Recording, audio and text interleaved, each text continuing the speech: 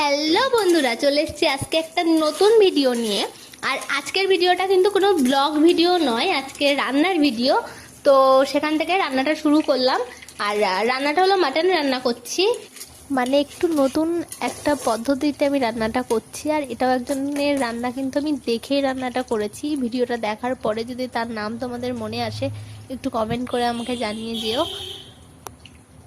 আর আলুগুলোকে একটু সামান্য লবণ হলুদ দিয়ে ভেজে রেখেছিলাম, আদা রসুন বেটে রেখেছিলাম। আর এখানে লঙ্কাগুলোকে 10 মিনিট মতো গরম জলে ভিজিয়ে বেটে নিয়েছিলাম। আর তারপরে এই যে অল্প একটু তেল দিয়ে চর্বিগুলো দিয়ে একটু নাড়াচাড়া করলে অনেকটা তেল বেরিয়ে যাবে, তারপর তাতেই পুরো রান্নাটা হবে।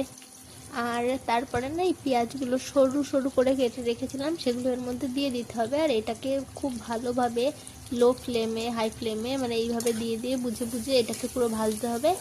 আর পুড়িয়ে ফেললে হবে না, মানে একদম লাল লাল করে সুন্দর করে ভেজে নিতে হবে। আর এই যে আমার পেঁয়াজগুলো প্রায় ভাজা কমপ্লিট, মানে এইভাবেই ভাজাটা দেখিয়েছিল, তো আমি একদম সেইভাবে সেম সেইটুকুই ভেজে নিয়েছি। আর যখনই মানে ওই ভাজাটা হয়ে যাবে তখন এখানে মাটনগুলো দিয়ে দিতে হবে, মানে মাটনের পিসগুলো দিয়ে দিতে হবে। তো আমি সেটাই করেছি, ভাজার পরে এই মাটনের পিসগুলো এর মধ্যে দিয়ে দিয়েছি। আর এই মাটনের পিসগুলো ততক্ষণ ধরে রান্না করতে হবে, মানে যতক্ষণ না এই যে মাটনের যে লাল লাল রঙগুলো পুরো মানে সাদা না, মানে সাদা সাদা না হয়ে আসবে। তো আমি সেটাই করছি, এই যে যতক্ষণ না সাদা হয়ে আসছে আমি ভালোভাবে পেঁয়াজের সাথে মানে মাটনটা কষছি। আর ওর মধ্যে আমি একটু লবণও দিয়ে নিয়েছিলাম সামান্য। আর এই দেখো একদম সাদা সাদা হয়ে এসছে, এর ভিতরে আর কাঁচা কাঁচা ভাবটা ছিল না, মানে উপর থেকে আর দেখা যাচ্ছিল না কাঁচা। তো এই পর্যায়ে এসে না আমাদের বাদ বাকি মশলা অ্যাড করতে হবে। আর এখানে বলেছিল মানে একদম ফার্স্ট এই লঙ্কা বাটাটা, মানে শুকনো লঙ্কা দিয়ে পাকা লঙ্কা দিয়ে আমি বেটে নিয়েছিলাম, তো সেইটাই অ্যাড করতে হবে। তো আমি সেটাই অ্যাড করেছি। আর বললো মানে যতক্ষণ ওই লঙ্কার কাঁচা গন্ধটা যাবে না ততক্ষণ এটাকে কষতে হবে। তো আমি তার থেকে একটু বেশি বেশি করেই কষেছি সব সময়, কারণ আমি মানে রান্না করতে করতে বুঝতেই পারি না যে কখন কাঁচা ভাবটা গেল কি গেল না, মানে নাকে গন্ধ আস্তে আস্তে এরকম একটা ব্যাপার হয়ে যায়। তো এই যে কষছিলাম, কষতে কষতে প্রায় দেখো এই যে মানে লঙ্কার যে কাঁচা গন্ধটা সেটা চলে গেছে। আর এরকম বেশ সুন্দর একটু মানে লাল লাল দেখতে হয়েছে। তো এর মধ্যে না এরা প্রথম থেকে হলুদ আর লবণ কিছুই অ্যাড করেনি, একদম ফার্স্ট তো এইভাবেই চলছিল। কিন্তু আমি একটু লবণ অ্যাড করেছিলাম যখন মাটনটা দিয়েছিলাম। আর যখন এইভাবে দেওয়া হয়ে যাবে, মানে লঙ্কাটা যখন কষা হয়ে যাবে তখন এতে আদা রসুন বাটাটা দিতে হবে। এটা পরিমাণ মতো দিতে হবে। উনি 1.5 কেজি মাংসে 4 চামচ কি 6 চামচ দিয়েছিল, যাই হোক আমিও সেইভাবেই দিলাম, আমার যেহেতু 1 কেজি ছিল এখানে মাটনের পরিমাণ। তো এখানে দেওয়ার পরে এই যে এটাকে ভালোভাবে আবার কষতে হবে যতক্ষণ না মশলার কাঁচা গন্ধটা যাবে।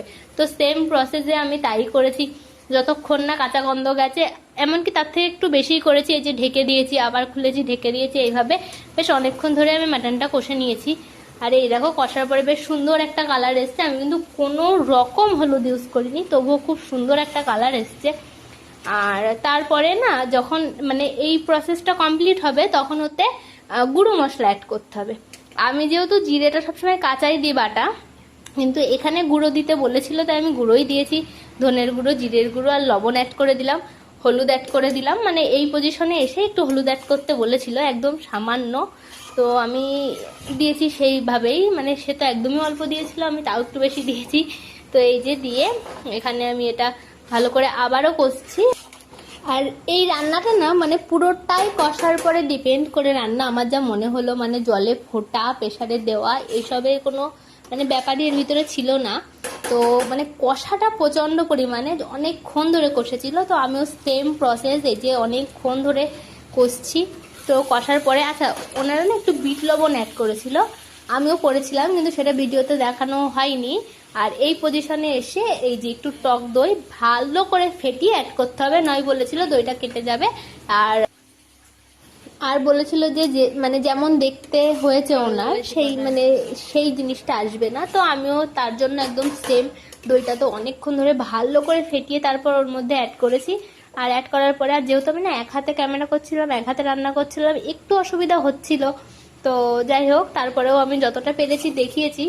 আর এই যে দইটা দিয়ে আমি ভালোভাবে কষে নিচ্ছিলাম সুন্দর করে, একদম মানে যতক্ষণ না সেই কষা কষা ভাবটা আসবে। তো এই যে কষতে কষতে আমার মানে যদিও আমার মনে হচ্ছিল একটু হলুদটা কম, তবু আমি আর অ্যাড করিনি, যেহেতু আমি ভিডিওতে অনেক কম হলুদ দিতে দেখেছি ওই জন্যই।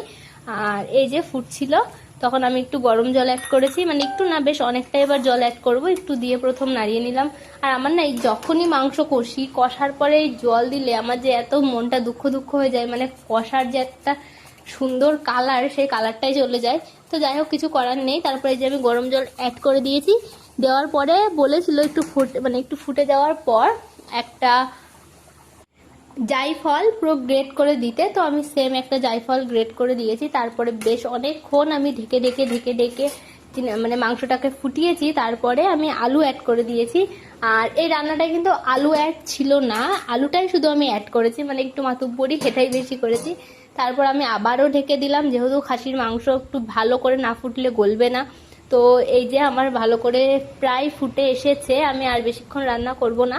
এইবার যেটা বলেছিল, মানে মেন লাস্টে 3টে জিনিস দিতে বলেছিল, 2টো তো আমি দিই, একটা আজকে এক্সট্রা দিয়েছি। এই যে কালো মতো, এটা ঘেন্না পাওয়ার কিছু না, এটা কসুরি মেথি ছিল বাটা, গরম মশলা, ঘি দিয়ে এই যে এবার এটাকে একটু নাড়িয়ে আমি ঢেকে রেখে দেবো, ফ্লেম মানে গ্যাস বন্ধ করে দেবো, দিয়ে আমি এটাকে ঢেকে রেখে দেবো। আর আমার মাটন একদম রেডি। রান্নাটা খেতেও খুব সুন্দর হয়েছিল, একটু ঝাল কম হয়ে গেছিলো। আর ভালো লাগলে অবশ্যই লাইক কমেন্ট শেয়ার করো। দেখা হবে নেক্সট ভিডিওতে, বাই বাই।